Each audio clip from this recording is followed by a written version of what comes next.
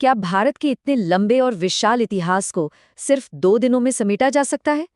आज हम यही करने की कोशिश करेंगे। सिर्फ 2 तारीखों, 3 और 4 दिसंबर के चश्मे से भारत की कहानी को देखेंगे।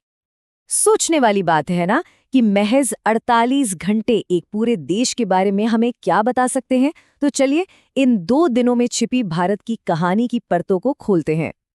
तो हमारी कहानी की शुरुआत होती है उस दौर से जब भारत एक बहुत बड़े बदलाव से गुजर रहा था।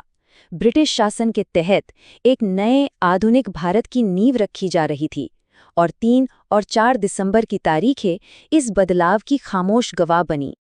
ये टाइमलाइन हमें दिखाती है कि कैसे धीरे धीरे भारत की तस्वीर बदल रही थी। देखिए, 1751 में ईस्ट इंडिया कंपनी की एक सैन्य जीत से ब्रिटिश कंट्रोल की शुरुआत होती है। फिर 1790 में लॉर्ड कॉर्नवालिस न्यायिक व्यवस्था को सेंट्रलाइज करके इस पकड़ को और भी मजबूत कर देते हैं।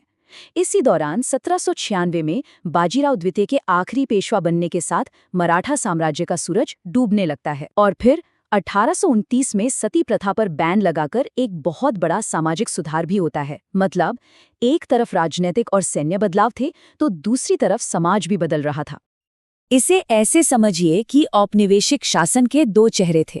एक तरफ ब्रिटिश अपनी ताकत बढ़ा रहे थे, लड़ाइयां जीतकर, प्रशासन पर कब्जा करके, और वहीं दूसरी तरफ लॉर्ड विलियम बेंटिंग और राम मोहन रॉय जैसे सुधारकों की वजह से सती प्रथा जैसी सामाजिक बुराइयों को खत्म करने जैसे जरूरी काम भी हो रहे थे। लेकिन इसी दौर में बगावत के बीज भी पनप रहे थे। भविष्य के क्रांतिकारी खुदीराम बोस और देश के होने वाले पहले राष्ट्रपति राजेंद्र प्रसाद, दोनों का जन्म इन्हीं दिनों में हुआ था। ये कितना दिलचस्प है ना, कि कैसे 2 बिल्कुल अलग रास्ते, एक क्रांतिकारी एक्शन का और दूसरा संवैधानिक नेतृत्व का, भारत के आने वाले कल को शेप देने वाले थे। चलिए अब भारत के इतिहास के एक मुश्किल दौर की तरफ बढ़ते हैं। ये वो दौर था जब संघर्ष और संकटों ने इस देश के हौसले को परखा और तराशा।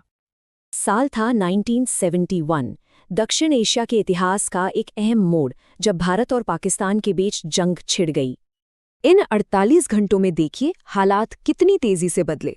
3 दिसंबर को युद्ध का ऐलान हुआ और देश में नेशनल इमरजेंसी लगा दी गई। और ठीक अगले ही दिन 4 दिसंबर को इंडियन नेवी ने कराची पर एक जबरदस्त हमला किया, जिसे हम आज ऑपरेशन ट्राइडेंट के नाम से जानते हैं। और फिर आता है साल 1984, भारतीय इतिहास का एक और दर्दनाक साल। दुनिया की सबसे भीषण औद्योगिक आपदा, जी हां, 3 दिसंबर 1984 की भोपाल गैस त्रासदी को दुनिया इसी नाम से याद करती है। ये एक ऐसी तबाही थी जिसने हजारों जिंदगियों को एक झटके में खत्म कर दिया। लेकिन देश पर आए संकट सिर्फ इंसानी गलतियों का नतीजा नहीं थे। 1915 में एक ताकतवर भूकंप ने 170 लोगों की जान ले ली। और अगर हाल के वक्त की बात करें तो 2008 के मुंबई हमलों के बाद जो राजनीतिक संकट पैदा हुआ, उसमें महाराष्ट्र के मुख्यमंत्री को इस्तीफा तक देना पड़ा। तो इन संकटों से उभरकर अब बात करते हैं एक आधुनिक राष्ट्र के निर्माण की। ये कहानी है विज्ञान, कूटनीति और लीडरशिप में भारत की तरक्की की। यही तारीखें भारत की कामयाबियों की भी गवाह हैं। 1860 में अगुस्टिनो लोरेंको पहले भारतीय बने जिन्होंने विदेश से डॉक्टरेट की डिग्री हासिल की। फिर 1899 में दुनिया का पहला टाइफाइड का टीका इंसान को लगाया गया और 1967 में भारत ने अपना पहला रॉकेट रोहिणी RH-75 लॉन्च करके स्पेस एज में कदम रखा। और हाँ, देश का निर्माण सिर्फ रॉकेट और वैक्सीन से नहीं होता, उसे बनाने के लिए लीडर्स भी चाहिए। भारत के पहले राष्ट्रपति राजेंद्र प्रसाद और 12वें प्रधानमंत्री I.K. गुजराल, दोनों का जन्म इन्हीं दिनों में हुआ था। मानो भविष्य के नेतृत्व की नींव रखी जा रही हो। भारत ने अपने पड़ोसियों से रिश्ते बेहतर करने में भी अहम भूमिका निभाई।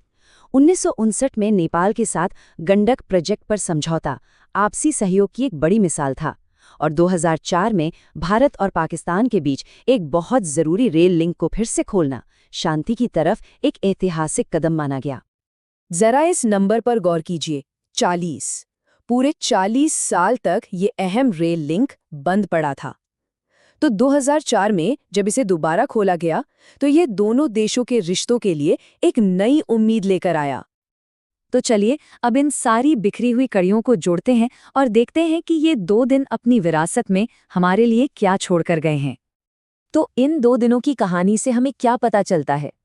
हमें दिखता है औपनिवेशिक काल का वो मिला-जुला असर, मुश्किल से मुश्किल हालात में भी एक देश का हौसला, विज्ञान और कूटनीति के मैदान में लगातार आगे बढ़ने का जज्बा और उन लीडर्स और इनोवेटर्स की ताकत जिन्होंने देश को नई दिशा दी।